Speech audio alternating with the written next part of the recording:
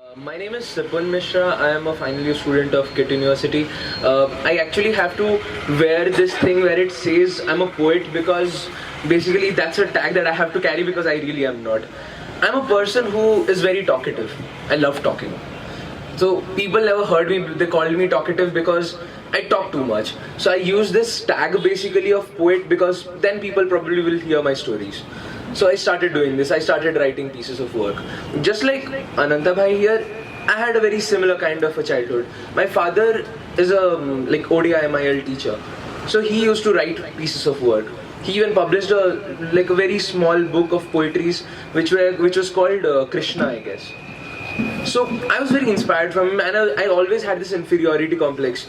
So Papa is so good, I can never be anywhere near him. So what is the point of writing if I'm not the best or something like that? I saw this as a competition. I never really saw this as storytelling.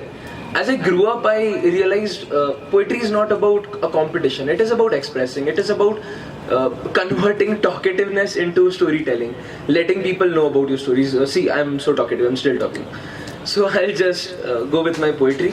When I was sitting there and I was opening this piece, King Shuk told me, "Bhaiya, kitne baar perform karoge?" Because I keep performing this all the time. Because this is one piece which is very close to me. I wrote this very recently, and this happens to be the only piece on my phone. It's called The Rain. I wrote this just a couple of weeks back, and this is very personal, but then all poetry pieces are personal. So here goes. I never really loved my grandfather. He could guess too much too well. Like the tool to decipher expressions, emotions half murdered under the uplifted cheek as he smiled. He always told me that I should follow the path of religion, drown my childhood in endless sermons of spirituality. I did not blame him. He loved me too much. Maybe that had some weird way of explaining his romanticizing the heaven for any discomfort that hell might scorn me with. I remember him saying that I have been the odd egg in the family, a person who built walls with vowels and achievements so high that no matter the consonants, how numbered they were, they could never poke a hole through my defenses. He explained how I could never mingle with my siblings, never had a friend, and it was okay. I hated him for that. I hated him because I was not ready to accept the fact that I was weird, I was awkward, and it was okay to be so. But he accepted it before I could accept that about myself. I could not accept the fact that it was okay to be this carcass of maturity and understanding, while every breath that I took bruised and ached in my lungs to get out and be called as an innocent child. I hated him because he knew that I would never be like his other grandchildren, that I would always be the off notes in this tattered symphony they call family. I hated him because he accepted me before even I could.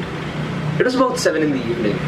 When my father gave me a call, he had been asking me to go and meet my grandfather not since the last few days, but since the last few months.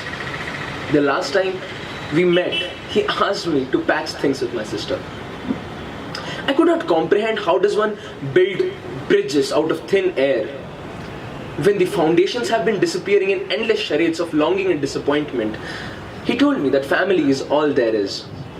I was the switch that kept the lights on in the nights, keeping him awake. I was an insomnia in old age. I did not think that I could reply back. I never replied back. I had just been out of a poetry session. I talked to my attendees about writer's block, suffering from one of my own. I had been helplessly searching for some content substantial enough to write something.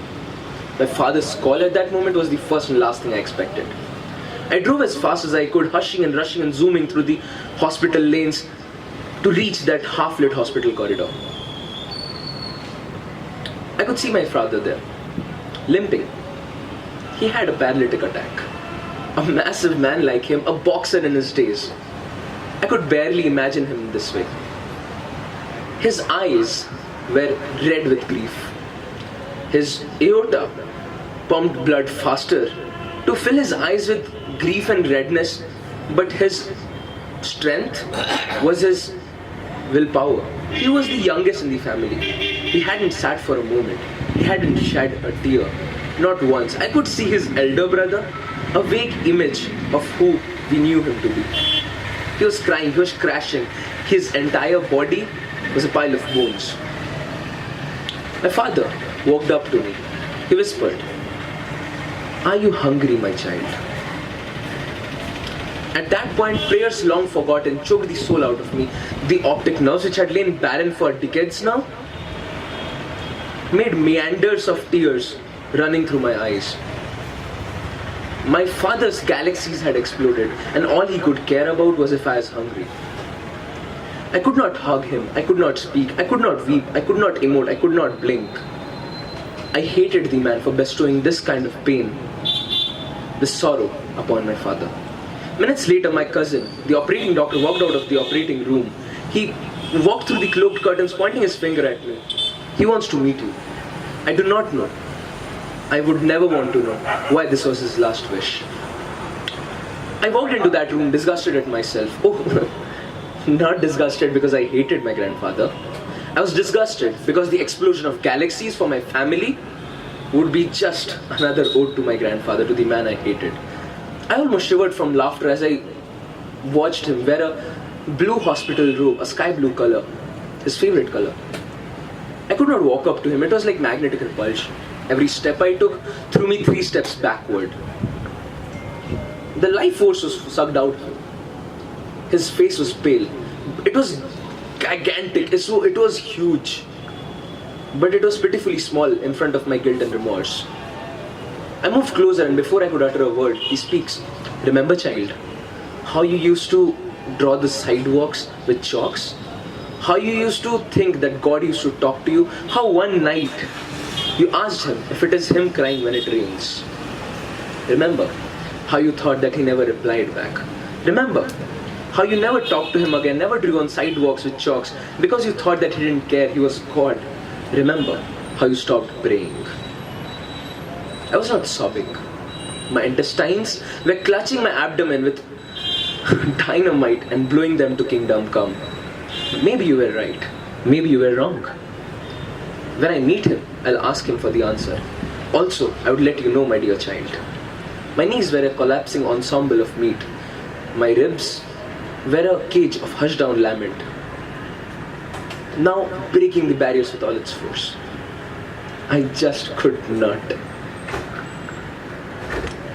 At 10:16 p.m., my grandfather vanished through vermilion hopes and fragrant expectations of my family. I was driving back home now.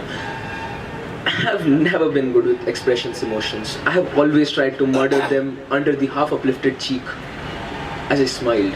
That night, the weight of my tears could not counterbalance my smile.